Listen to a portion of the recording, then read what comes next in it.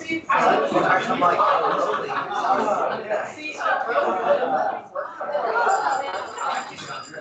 I tried to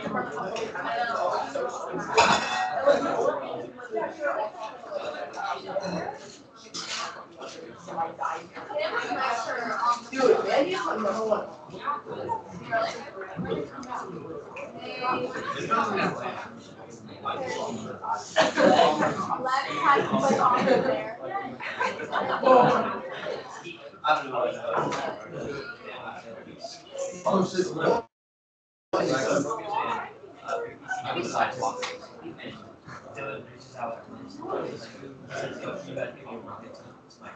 Yeah, I know.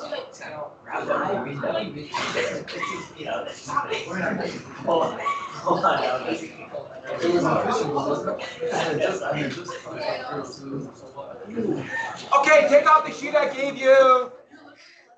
Take out the sheet I gave you for writing an essay, and also take out your notes. And I'm cover one more thing on essay writing. Who was gone on Friday? Raise your hand. And we had a bunch of people gone. So you guys gotta find this.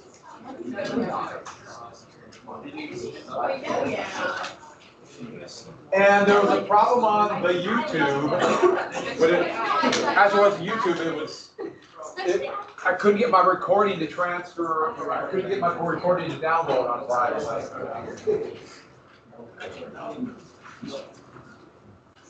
Very good. All right. So let me explain one thing really quick. When I was making this, so this is a chart for writing an essay, and on that top, I didn't even think about it because I knew exactly what I meant. Thesis statement, kind of give you the thesis statement, subtopics, context. They want you to have two examples. Okay, two examples of context, and that's why X1, X2, X3. You get three examples, that's great, but you need one or two specific examples of context. 2 to 3 examples relevant to the topic, as many examples or as much evidence as possible to support your argument. Those are things, that's why those numbers are there.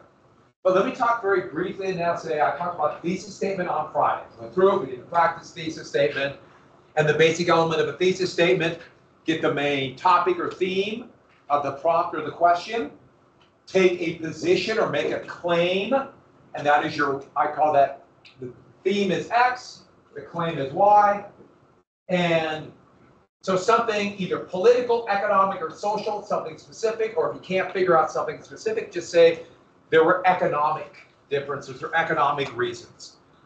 And then your blueprint, that A, B, and C for a 4-paragraph essay, which we're going to do in class, you just need an A and a B. But let me talk very quickly about the introduction paragraph.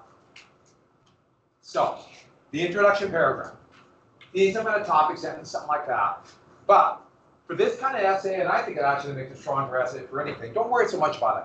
Hook, do not write things that are not going to be in your, or that do not include things in an opening paragraph that are going to be in your body paragraphs. Get that opening paragraph is for background, the events that led up to the prompt. The term for this is what I wanted you to read, and that is context. Context. That is background. Events, and I mean specific events or people or the time when it happened, events that happened. So the example I put here is I put on your sheet for contextualization, which is 1 point on the AP exam, so another pretty easy point. But if you know the background, if the question is about the causes of the Civil War, let's say, that is when you use background material in that opening paragraph, those first 3 or 4 sentences of that opening paragraph, where you get specific examples of events that happened leading up to the issues in the prompt, leading up to your evidence that you're going to define or prove your prompt. For example, events leading up to the Civil War. You could talk about the sexualization, the fear of slave power, and the Missouri Compromise. manifest destiny, the issue of slavery in the territories, the Compromise of 1850, and the Kansas-Nebraska Act. I know these are all things we haven't gotten to. But then you talk about the Act of Secession, you talk about what happened in 1860. If the question is about, let's say, the philosophy of the Declaration of Independence, you can talk about the events that happened in the colonies before revolution. So talk about your British taxation and the idea that was infringing on the rights of the colonies. You could talk about the Tea Act and monopoly infringing on the right to make a living and what happened after the Tea Party. Those events that led up to independence. You could even put down the battles of Lexington and Concord and the British evacuating Boston. Those are contextual examples that you need on your essay. I do not want a rehashing of what you're already going to write in your body paragraphs. Don't say, and the philosophy of the Declaration of Independence was complex, but we changed society throughout time. I don't want that. I want specific examples of the events leading up to it. Background material. So if the events are about, let's say, the United States entered the Vietnam War, you could talk about events of the Cold War, how the Cold War started, the Truman Doctrine, the Korean War, things like that. I was going to ask you about, what do you think of one? Oh, the factors of the Industrial Revolution. That's where you can talk about the events that led up to it, or the events before it. The United States. The United States was mostly agrarian. The political part, but there was the Hamiltonian economics and the idea of trying to encourage a manufacturing state. But that really wouldn't happen till the War of 1812. And then you talk about some of the factors. So I'm really trying to emphasize this. Do not want flowery language. Quick topic sentence and then 2 to 3 sentences with specific examples. So at least 2, but you get 3 sentences, explain what happened. 3 of them. That's a point. And it also strengthens your essay. It shows me that you know what you're talking about. It shows me that you know the material. It shows me that you've connected it. You've seen cause and effect. That's the same thing in the closing. If you could put a little bit about what this is going to lead to, that is great. Causes of the Civil War, that will lead to a bloody, horrific Civil War. But would lead to a series of amendments to the Constitution that in many ways will give the Americans the rights that they thought came out of or that gave rights that were not guaranteed under the U.S. Constitution, the 13th, 14th, and 15th Amendments. Things like that. I'm really trying to emphasize that because you give contextualization, not only does it strengthen your essay, but that really is the point. So think about it. Thesis statement, 1 point. Follow your thesis, 2 points. Contextualization, 3 points. Well, you're halfway there. Got more points and you pass. You get a good grade on the essay, get a good grade on the 2 essays, and you're going to get a 4 or 5 on the and also be good for this class because that's why you get a grade. So that's what I want to show you tomorrow. I'll very quickly talk about your outline and give your questions. Won't that be fun? The essay might be on Thursday. I'm going to have there's about 4 people gone today. There's going to be about 6 people gone. There are 2 people on first period. There's going to be like 6 people gone fourth period on Monday and Tuesday. And I don't want to do a bunch of makeups. So I might just keep teaching, going on and bump the test one. Okay, the essay test? All right. So we'll talk a little bit more about outlining that tomorrow, and you'll be set. All right, let's go ahead then and, so I asked you to read through this, but the big thing is context, background. I can't emphasize that enough. Things, material that will not be in your body paragraphs. Outside the body paragraphs. We're good on that? Don't forget that. Now I know that might be different in other classes. They say, let's do an introduction of your essay. Not here. The introduction is a background, what happened to the facts, the prompt, the theme of the essay. Why am I wearing a poppy? Yeah, that's what it said. And when I was a kid, everyone used to wear poppies. And unfortunately, in the United States, it's gone out of fashion. For example, we're in Britain or Canada, Australia, they wear it all month. France has a little poppy, but they wear it with the tricolors. Why is Veterans Day on November 11th?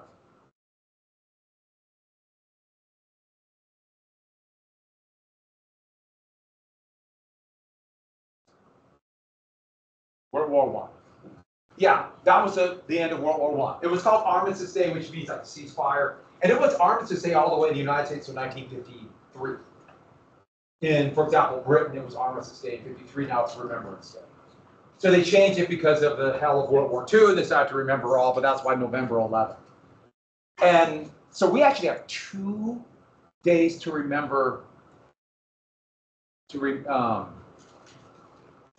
to remember veterans of war and those who died in war. Anyone know the other day? Yeah, Memorial Day, which came out of the Civil War. And that was, for many years, would not be celebrated in the South. That was a Yankee holiday. But November 11th, why a poppy?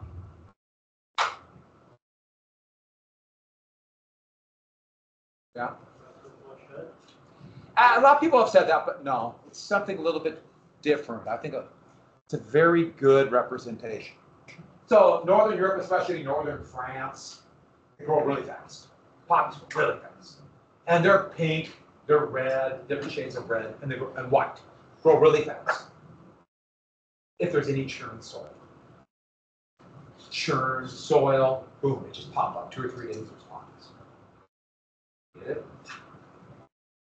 So in World War I, both sides, as soon as men died, they had to bury them as quickly as possible. So they wrap in a little bit of burlap canvas and just dump the bodies in, put a tag on them, dump the bodies in the grave as quickly as possible. After the war, they reinterred the bodies. So there are massive cemeteries all across France. So they have massive, Allied cemeteries, and there's German cemeteries all over France, all over, for the Germans who died in World War I and World War II. But think about they quickly bury it as quick as possible. All that churned soil. Within 3 or 4 days, right out of the freshly dug graves, especially in the summer, poppies. Just covered with poppies. And that became a symbol of a little bit of more remembering those who died. But another thing, rebirth. Like the idea that maybe this war can be worth something, that we can come out of this strong. I wish I had good news about World War I, but I don't. Didn't quite happen that way. But that's where the poppy comes from. I think it's a very sound remembrance. I remember the American Legion would sell them. I wish we did that. All right. So let's go ahead then and get back to the Industrial Revolution. Where do we quit? Not a big deal. Where did we quit? Oh, machines, yep. Does this look right to everybody? Does that look right? Yes.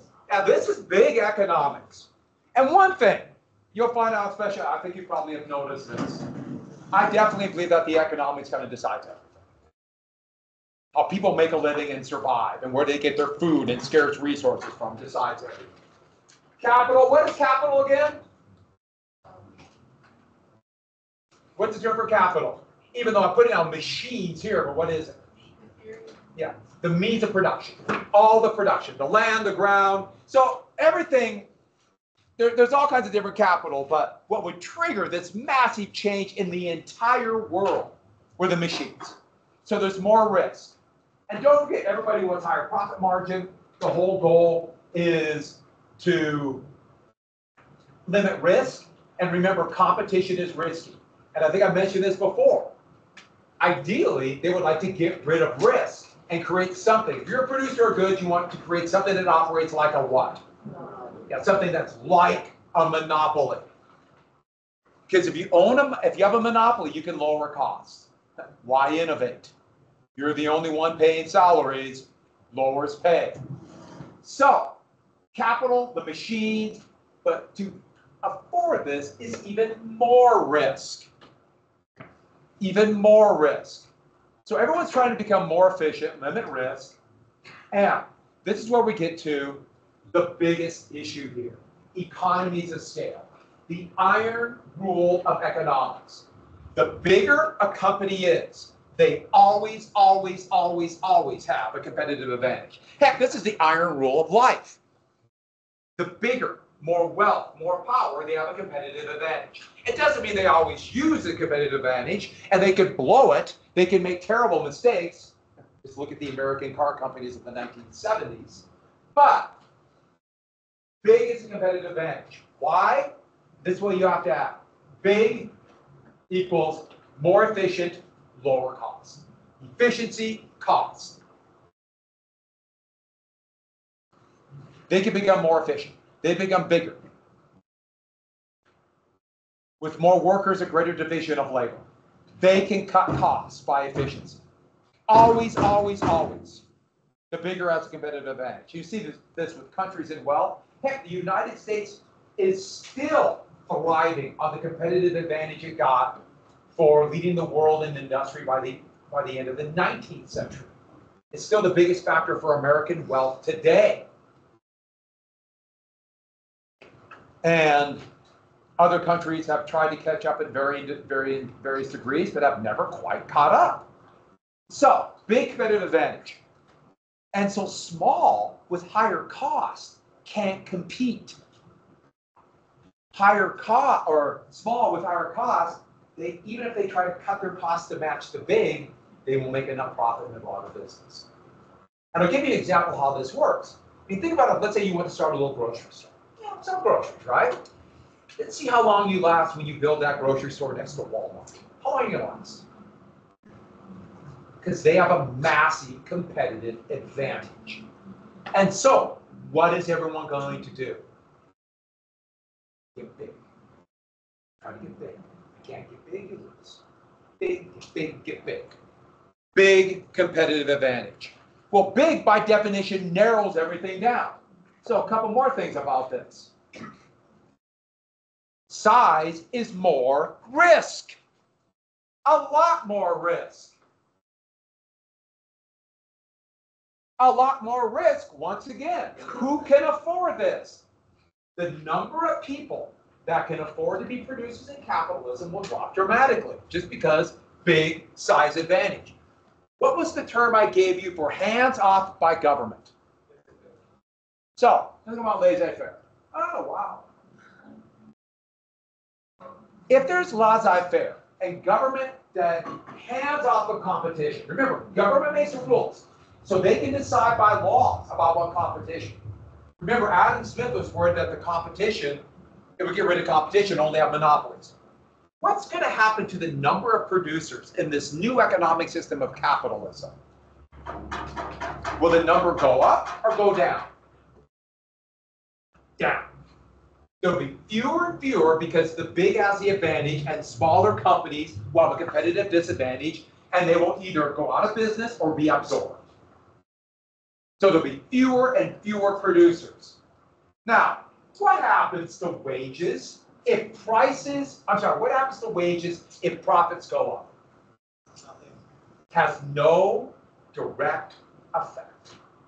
That means who gets the profits? The employer. They get the profit. If wages go down, what happens? If profits go down, what happens to wages? No direct effect. Heck, if a company can't afford what the wages are and they need workers to produce their goods and they can't afford it, they go out of business.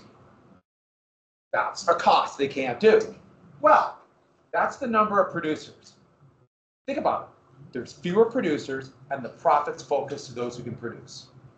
I wonder where wealth is going to go. By definition, the market will promote inequality. By definition. The market's always out, but with capitalism, at least accelerated because of who can afford the machines. Now, I'm going to be clear about it. That's not necessarily bad. It's not necessarily good. This is not a value judgment. It is simply a statement of fact. The market will promote inequality.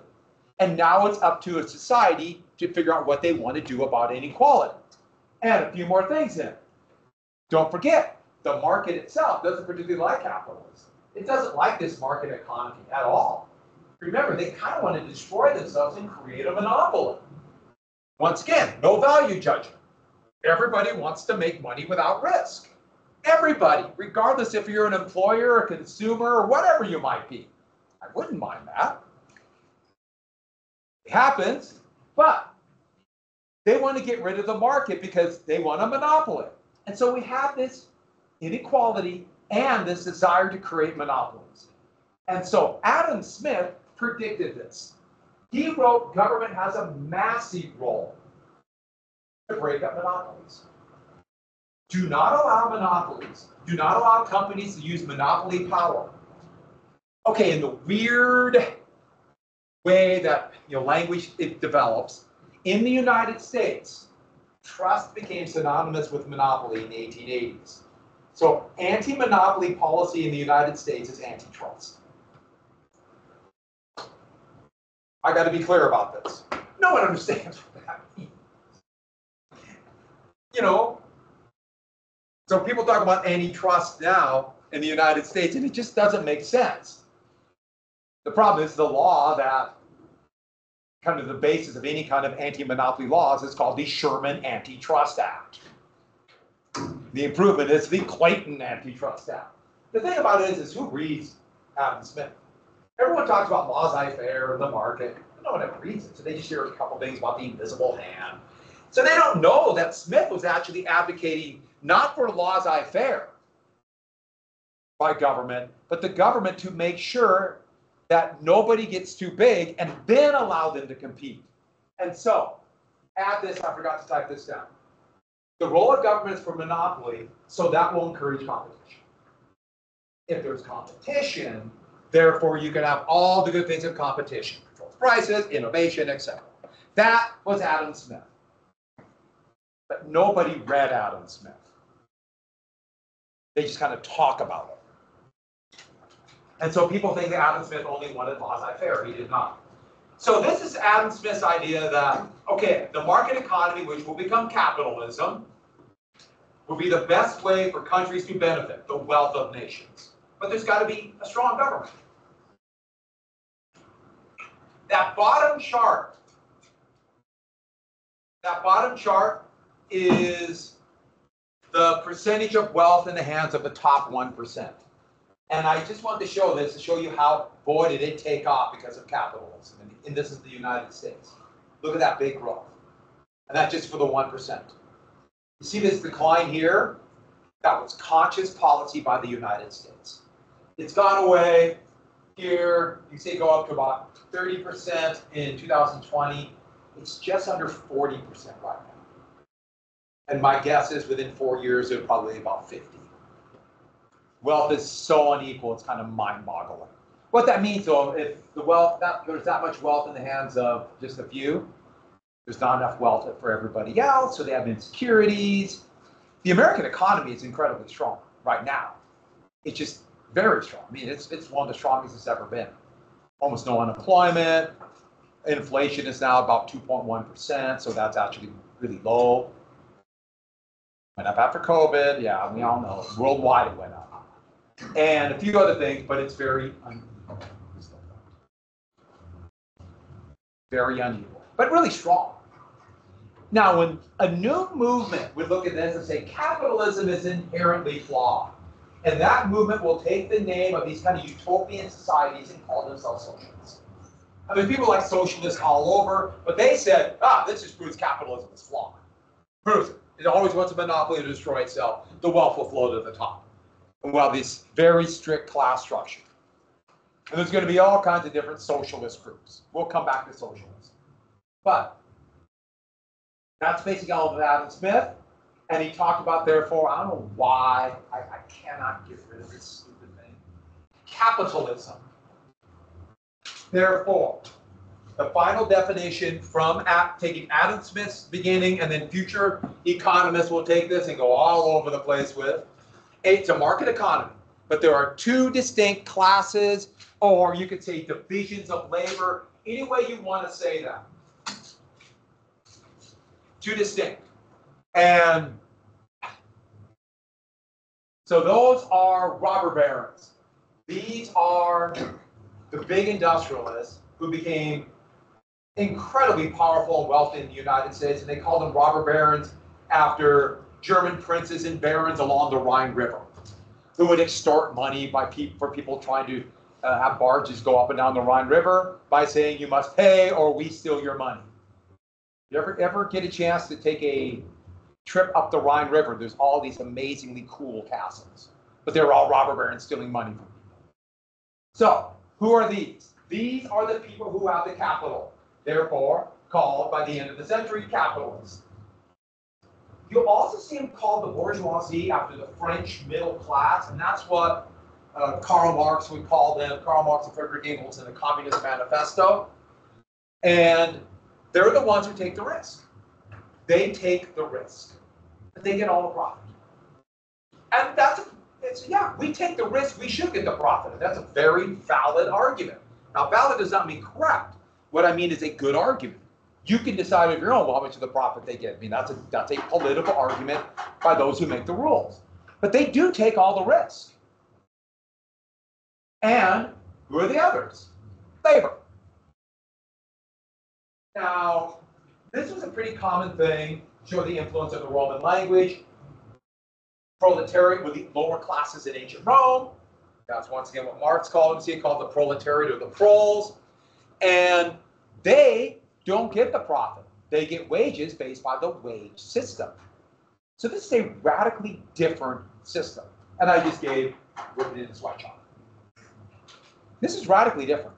There was markets before, but never this distinct of a group between those who had all the means of production and those who didn't. But that's our society today. The vast majority of people today, the vast majority of you, are going to have to go and be employers for somebody who has the capital.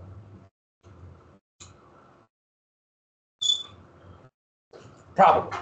That's not necessarily good or bad, but that shows how the power is kind of imbalanced.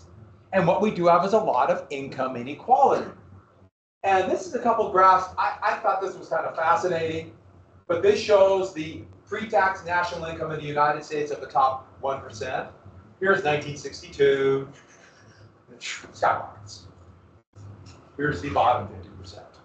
There's a big shift there, isn't there? This is where we're at now. This is another one I just thought was really interesting.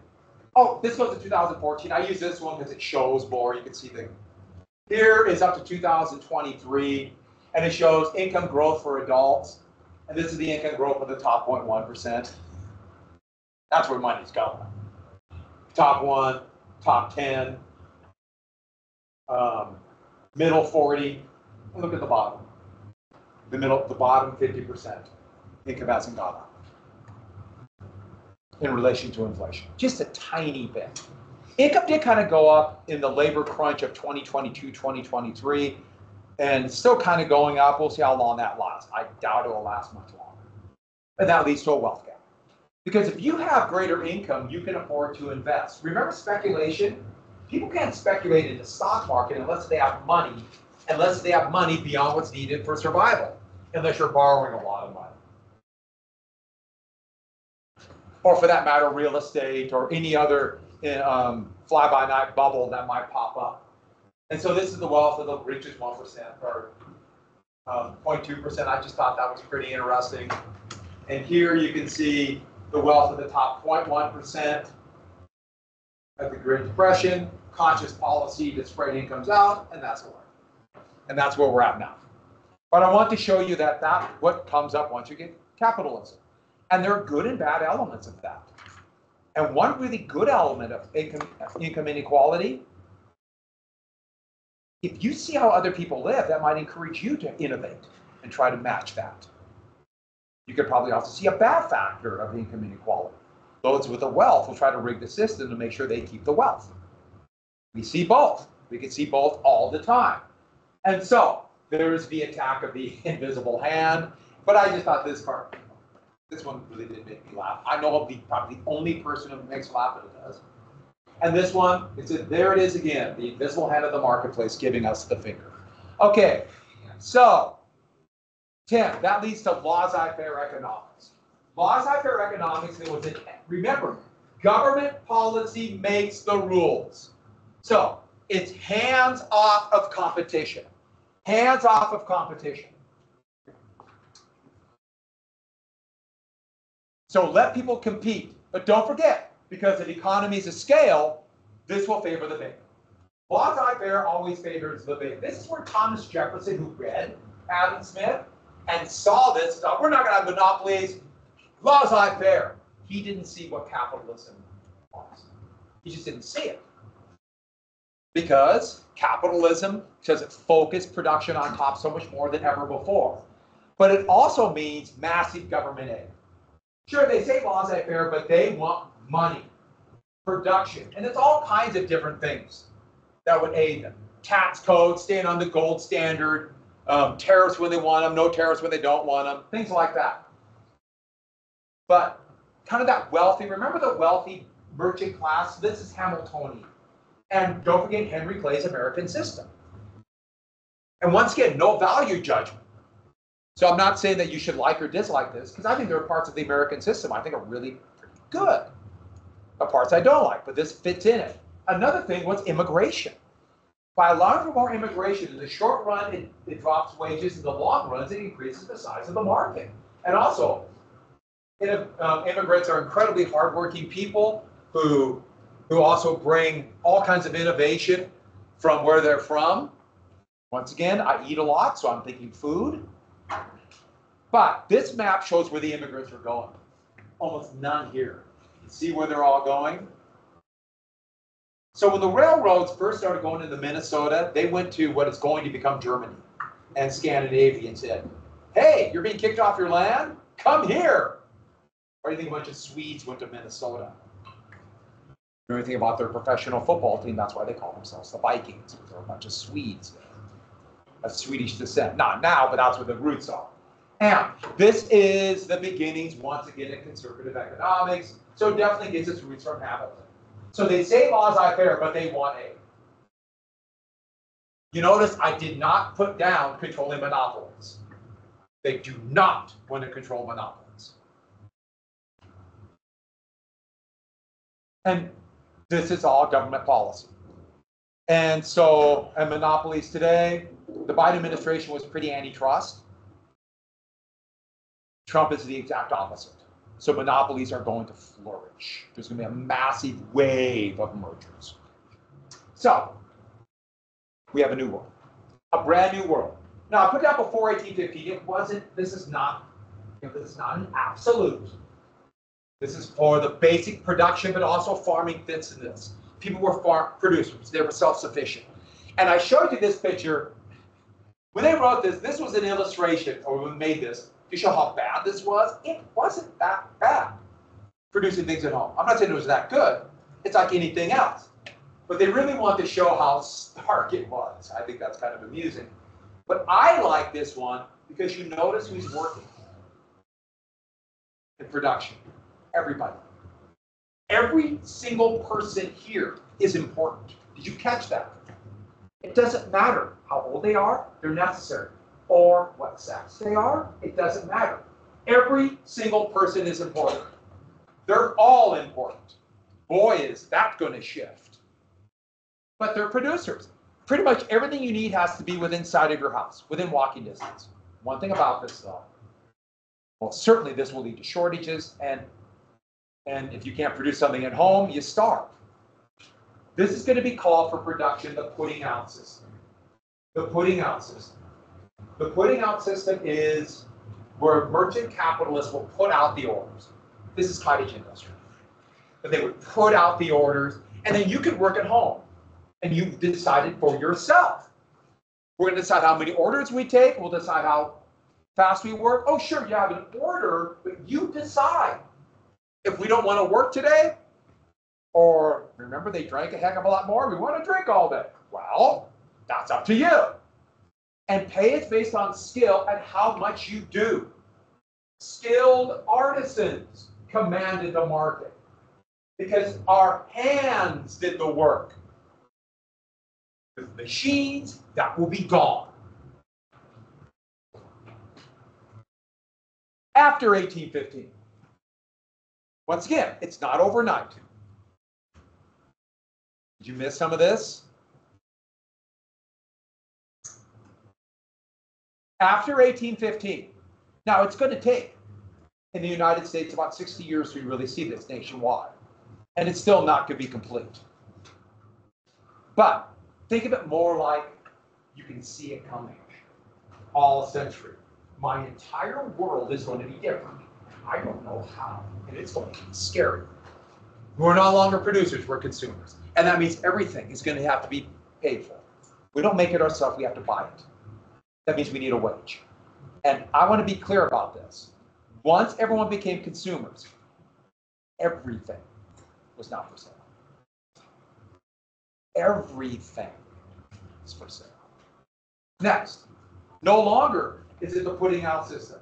It is factories in one location, producing everything on one roof. You got to go there to produce. You have to go there. Next, the merchant capitalist is in charge. And the workers are no longer independent. They are dependent upon those who have the capital, which is going to be most of you. It's me. That's the world. And lastly, the wage system. Skill is no longer relevant. Unless that skill is in demand. And doesn't matter how skilled you are. Doesn't matter how hard you work. If your employer isn't selling the goods, you don't have a job. If those who have the capital can't make a profit, it doesn't matter, you lose the job. And so that is the new world. And we call this new world the market revolution. And I gotta be on, I'll start, just put down, I'll start right here on tomorrow, okay? One thing about this, you can see it coming. It was like a steamroller coming. This massive change that nobody understood. And on that happy note, leave my presence. Clear out. Yeah. Say it again. Oh, because you have to pay for more all the time. If you're going to get bigger, that means more capital investment. So you have to spend a lot more to get the factories, and therefore there's more risk. If there's more risk, who can afford that risk? Only it narrows it down even more. That's the one. Good question. Thank you. Yeah, well, see you tomorrow. I gotta say, she should have lost. That's what I'm saying. Yeah, I admit it. I watched the game and I was like, oh, that was so stupid. That was, what a way, I mean, I'm happy, but what a way to lose. Yeah. Oh, that's terrible. We missed Fridays. Why? My teeth. Remember I got it. It doesn't feel the greatest. I was sick all weekend, but it's okay. It'll get better. Yeah. I remember now, yeah. Yeah. I'm trying, for some reason, so I went all the pieces statement. Okay. And I'm trying to figure what I have pieces examples on keys. But, Do you want me to just choose it? I'll give you 2 questions. Also, And they're both mainly industrial revolution. do we have anything? No, you gotta get those notes. Got it. Because I talked about these decisions. Okay, After the, got it. so for some reason, I'm gonna try again, after, see if I can. Okay. But it wouldn't, yeah, it wouldn't. I'm glad it's feeling better. Yeah, I got it. No kidding. We made it to Monday, finally!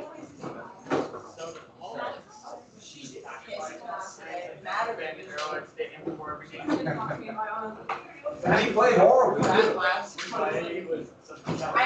I know. They shouldn't have won. But, since everyone with a soul hates the Broncos, that's good. I gotta make sure Mr. LaRue knows the colors. You got Broncos. Thank you for the brownie.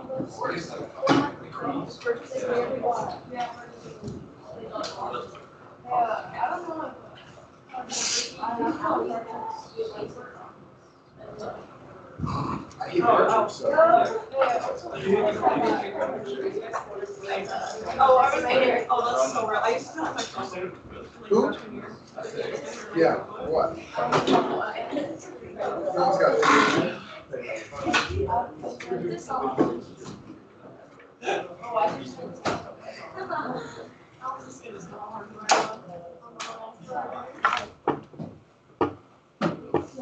I'm just texting my wife. My wife just got back from Missoula. So.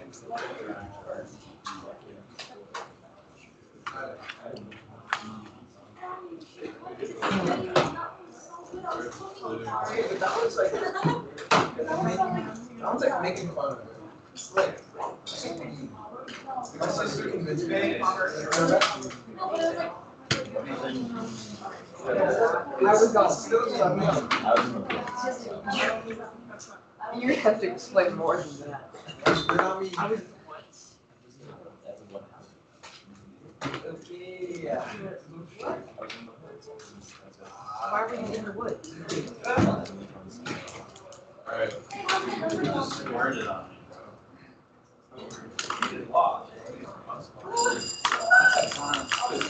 How are we doing? Do two things for me.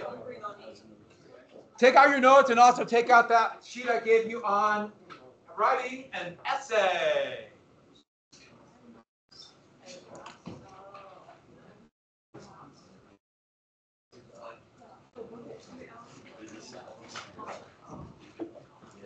If you need one, I'll give you one. Just give me a sec. I'm still recording.